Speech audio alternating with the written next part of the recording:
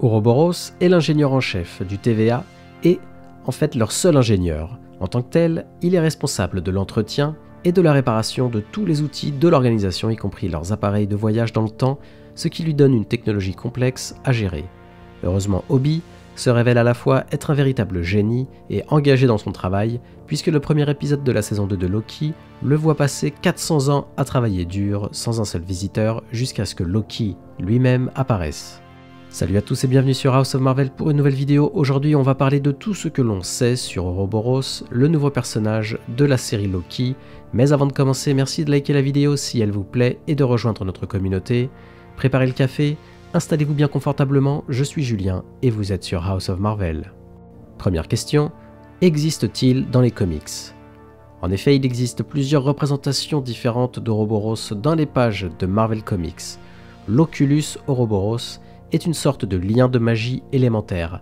Dr Doom a tenté une fois d'exploiter son pouvoir, mais a été arrêté par Doctor Strange. Il y a aussi un amiral Ouroboros qui est apparu dans Silver Surfer volume 7, représenté comme un personnage antagoniste qui se retrouve face à face avec le surfeur d'argent après que ce dernier se soit retrouvé piégé dans une boucle temporelle.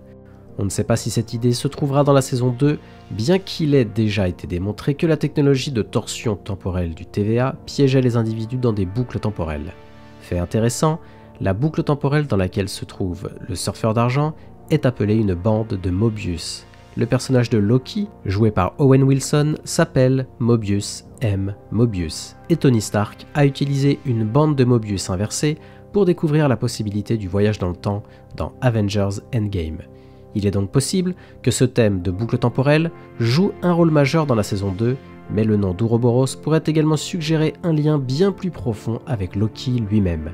De ce que l'on sait du personnage, Ouroboros est né dans la chronologie sacrée en tant qu'humain, il est devenu un variant qui s'est détourné du cours des événements de la chronologie sacrée et a été enlevé par celui qui demeure, qui a supprimé ses souvenirs et l'a emmené au TVA comme tous les agents. Il a ensuite été désigné pour travailler au département de réparation et d'avancement et nommé Ouroboros, s'occupant de la réparation quotidienne des appareils défectueux et de la conception de nouvelles technologies pour le TVA. Pendant des centaines d'années, il a également rédigé un guide TVA comprenant toutes les instructions pour tous les appareils, guide qui a été placé sur chaque bureau de l'organisation. Et si je vous disais maintenant qu'Ouroboros pourrait avoir dans le MCU un lien bien plus important avec Loki ? La forme d'un Ouroboros est représenté comme un serpent formant un cercle avec le bout de sa queue dans la bouche. Cette image a des racines dans l'iconographie de l'Égypte ancienne et de la Grèce antique, mais a également un lien très profond avec la mythologie nordique sur laquelle sont basées la plupart des intrigues du MCU de Thor et Loki. Dans la mythologie nordique, l'Ouroboros est également connu sous le nom de serpent de Midgard ou serpent du monde, une créature ressemblant à un serpent d'une taille gigantesque qui réside dans la mer et est suffisamment grand pour encercler la terre entière et se mordre la queue.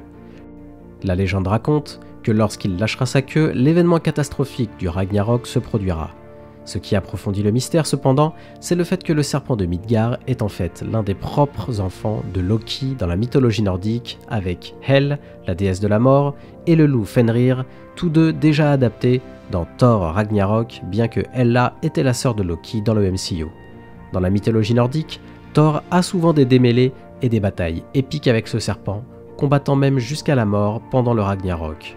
On ne sait pas dans quelle mesure cela sera adapté dans la saison 2 de Loki, mais cela pourrait même indiquer un lien plus profond entre le personnage et le dieu de la malice lui-même. En effet, Ouroboros pourrait être le propre fils de Loki et d'un autre personnage pas encore vu. Si on y pense 2 minutes, dans la saison 2, Loki glisse dans le temps. Comme vous le savez déjà, je suis persuadé que Loki sera amené à diriger le TVA avec Mobius et B15. En imaginant qu'il conserve ses capacités de glisse temporelle, en apprenant à la maîtriser, il sera un candidat parfait pour anticiper tous les problèmes et contenir les menaces du multivers.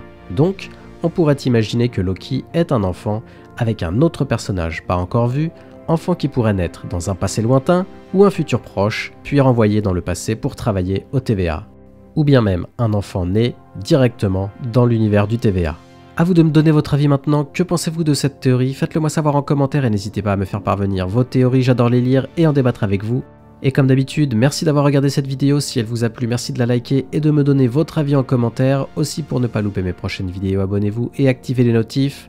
À la prochaine sur House of Marvel.